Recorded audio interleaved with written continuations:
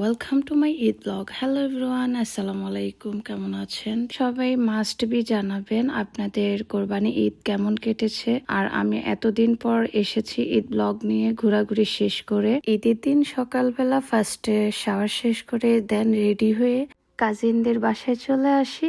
আসার পর দেখি আপু রুটি মলাচ্ছে এবং কাজিনের বউ বেলতেছে। অ্যান্ড দেন আমি তাদের সাথে গল্প করতে করতে কয়েকটা রুটি ছেঁক দিয়ে দিলাম। এদিকে আমার ভাইয়া আব্বু গরুর কাটাকাটির কাজ করতেছে। আমি ছাদে চলে আসলাম কিছু পিকচার তুলতে। বাচ্চাদের সাথে দুষ্টুমি করতেছি, আমরা পারতেছি। আমরাগুলো অনেক ছোট ছিল, তাই একটা পেরে দেখলাম কাঁচা অবস্থা খেতে কেমন, চুকা ছিল অনেক। দেন ওকেও দিলাম। আরেকটা বোনের ছেলে আমার সাথে ছিল, তারও চুকা লেগেছে। খুবই ভদ্র একটা কিউট ছেলে, মাশাল্লাহ। দেন আমি লুকায় দেখতেছি তাদের কাজ কতটুকু আগাইলো। দেখতেছি প্রায় অনেকটা এগিয়ে গেল। আমি দৌড় দিলাম তাড়াতাড়ি, কেননা এখন আমাকে মাংসগুলো পিস পিস করতে হবে।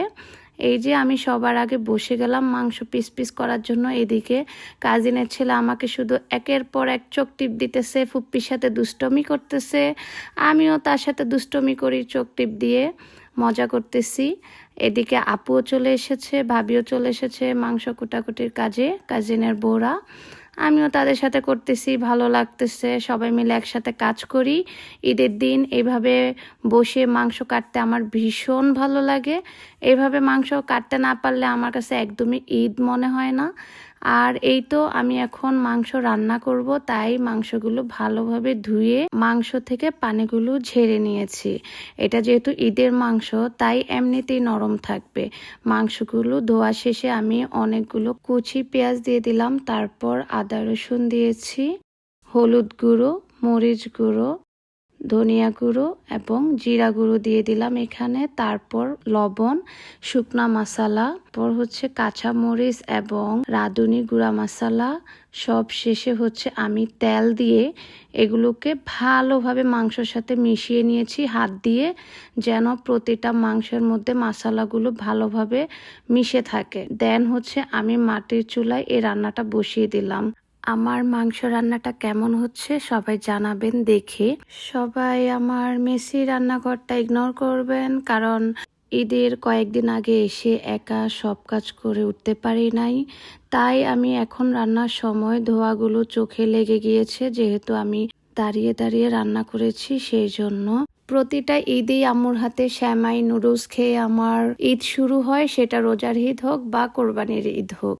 বাপের বাড়ি তো খেতে খেতে যাচ্ছি এবং জানি না পরবর্তী জীবনও হয়তো খাটতে হবে, যেহেতু হয় প্রত্যেকটা মেয়েরই। জানি না কপালে কি আছে। সবাই আমার জন্য দোয়া করবেন। এবং আমার রান্না অলমোস্ট ডান। এই যে আমার গরুর মাংসের ফাইনাল লুক। আর এটা কি মিস করা যায় বলেন? এই যে আমি গরুর ভুঁড়ি পরিষ্কার করতেছি আর আপনাদের সাথে ভিডিও শেয়ার করব না, তা কি হয়? যারা আমার এই গরুর ভুঁড়ি পরিষ্কার করা ভিডিও দেখতে চেয়েছিলেন, এইটা তাদের জন্য। এই যে আমি কাঁচা অবস্থায় একদম দুইটাকে আলাদা করে ফেলেছি। কালো অংশটা আমি কখনো নেই না, এটা ফেলে দেই, আর সাদা অংশটা নেই। এই তো কাঁচা অবস্থা একদম দুইটা ক্লিন করে আলাদা করে ফেলেছি। এখানে আমি কোনো চুন ইউজ করিনি, বা যে যা দিয়ে ক্লিন করেন না কেন আমি কিছু ইউজ করি না, জাস্ট হাত দিয়ে দুইটা পার্ট আলাদা করে ফেলি। এই যে দেখেন কেমন হয়েছে গাইস। অনেক রান্না বান্না হয়েছে, এখন খেতে হবে, প্রচুর খেতে হবে। আমি অনেকগুলো মাংস নিয়েছি, গরুর মাংস ঈদের দিন একটু মন ভরে বেশি করে খেয়ে নিচ্ছি, যেন অন্য সময় ডায়েট করতে পারি। এই তো আম্মুর সাথে বসে, পরিবারের সাথে বসে একসাথে খাচ্ছি আলহামদুলিল্লাহ। প্রতিটা ঈদই চাই আমি আমার আব্বু আম্মু ভাইয়ের সাথে সুন্দরভাবে কাটাতে। আল্লাহর কাছে লাখো শুক্রিয়া এভাবে প্রতিটা মুহূর্ত সবাইকে একসাথে করে দেওয়ার জন্য। আর গরু মাংস খাবো, কোক খাবো না, তা কি আর হয় বলেন?